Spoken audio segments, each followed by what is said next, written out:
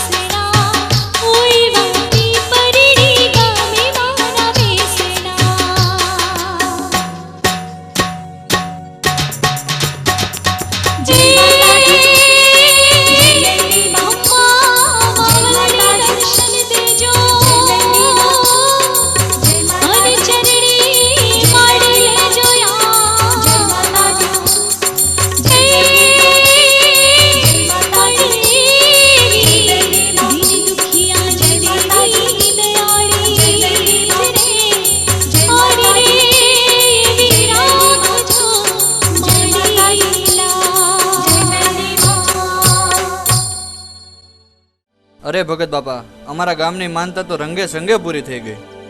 તે થાય જ ને ભાઈ, માના દરબારમાં હંમેશા લીલા લહેર જ હોય ને. ભગત બાપા, એ વાત તમારી સાચી હો, પણ તમને એક વાત પૂછવી છે. બોલો ને બાપલા, શું વાત? બસ એ જ અમે જાણીએ છીએ કે માતાજી તમને સાંય છે અને તમારા ધારેલા કામ પૂરા કરે છે. પણ માતાજી અહીંયા પીપળીમાં કઈ રીતે આવ્યા અને માના પ્રાગટ્ય વિશે આજે અમે જાણવા માંગીએ છીએ. હા ભગત બાપા, માના ધામની અને ધર્મની અમને પણ ઝાંખી કરાવો. આ વાત એમ છે ભાઈ કે અમારી પેઢીમાં વર્ષો જૂની વાત છે. અમારી પેઢીમાં સૌથી પહેલા લાખા આપાને માતાજી મેલડી સાંય થયા હતા.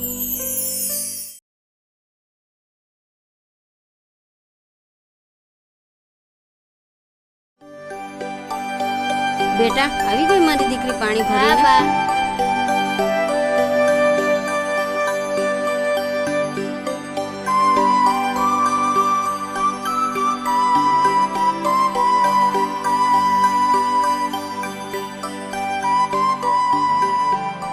એ ધની બેટા, પાણી લાવજો. એ લાખા આપાનું ઘર આજ છે કે? એ હા ભઈલા, હા, આવો આવો. એ હા ભઈલા, આવો આવો, બેહો બેહો. એ બેટા પુની, મહેમાન હાટું પાણી લાવજો.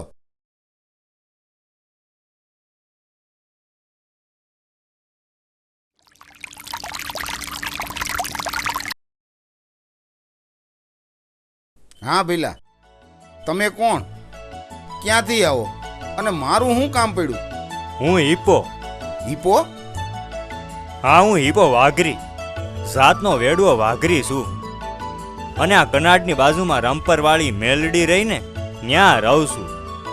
અને મેં સાંભળ્યું છે આપા, તમારે ઝીણો માલ બહુ છે, એટલે જો માલ તમારે વેચવો હોય ને તો મારે લેવો છે, એટલે હું તમારી પાસે આવ્યો છું. અરે ભાઈ, આ એકલા પૈંડે પોગાતું નથી, એટલે માલ તો વેચો હે, પણ તું માલને કસાઈ વાળે તો નહીં મોકલ ને? ના આપા ના, અમે જાતના ભલે વાઘરી રહ્યા, પણ માણસાઈ તો અમારામાંય છે હો. અને બાપ, તમારા માલને હું કસાઈ વાળે તો નહીં જ મોકલું. હા, પણ કોણ જાણે કેમ મને બીક લાગે કે હું આ માલ તને વેચું અને તું એને પાછો કસાઈ વાળે મોકલી દઈશ તો? ના આપા ના, આવું ના બોલો. જો તમારા માલને હું કસાઈ વાડે મોકલું ને તો મને મારી માં મેલડીની સોગંદ છે. ઠીક છે ભઈલા, તો મારા આમાંથી 125 માલ વેચવાના છે અને એના પૂરા 1200 કાવડિયા લેવાના છે. બોલ, છે કબૂલ? હું નાનો માણસ છું, 1200 રૂપિયા તો નહીં થાય, પણ 1101 રૂપિયા મારે આપવાના છે. અને એ તમારે રાજી ખુશીથી કબૂલવાના છે હો આપા. ભલે ભાઈ ભલે. લ્યો આપા આ 100 રૂપિયા બાનું. અને બાકીના રૂપિયા આપણે માલ લઈને મારે ઝૂંપડે પહોંચીએ ને ત્યારે હું આપી દઈ. હા પણ માલ લઈને તો હાંજે વાળું કરીને જ જાઉં ને. હે બેટા ધનીપુની, હાંજે વાળુની તૈયારી કરજો મારા દીકરા.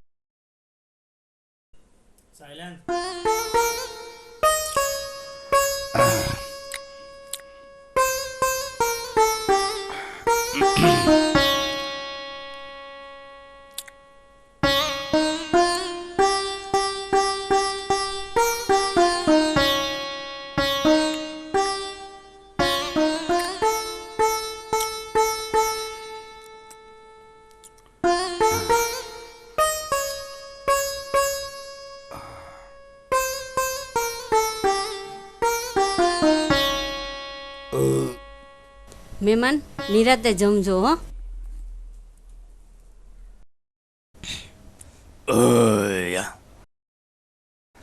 ભારે મજા આવી ગઈ હો આપા. હવે આપણે વહેલા હાર માલ હાકીને જાય તો ટાણા હામાં પોગી જાય હો આપા. હા ભાઈ હા. બેટા ધનીપુની, આ માલ ઢોરનું ને ઘરનું ધ્યાન રાખજો. હું વેલાર પાછો આવી જાય. હા ભલે.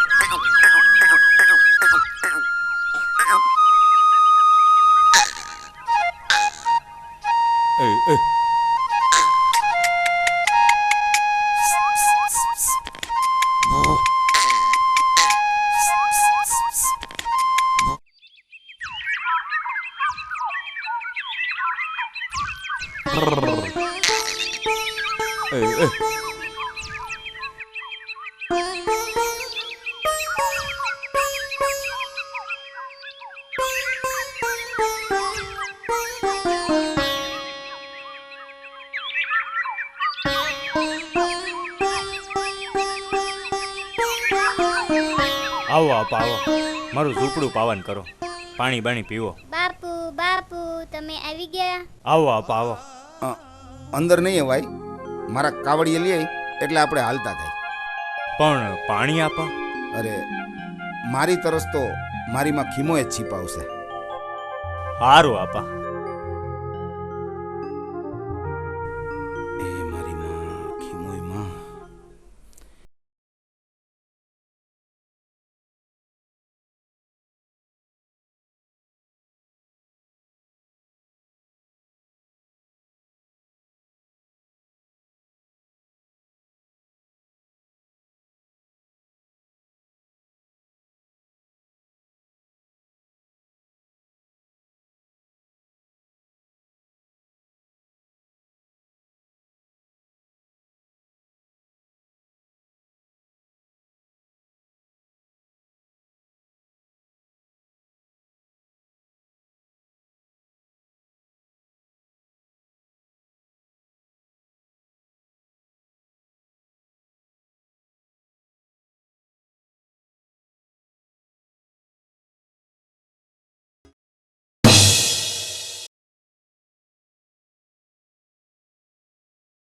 લ્યો આપા.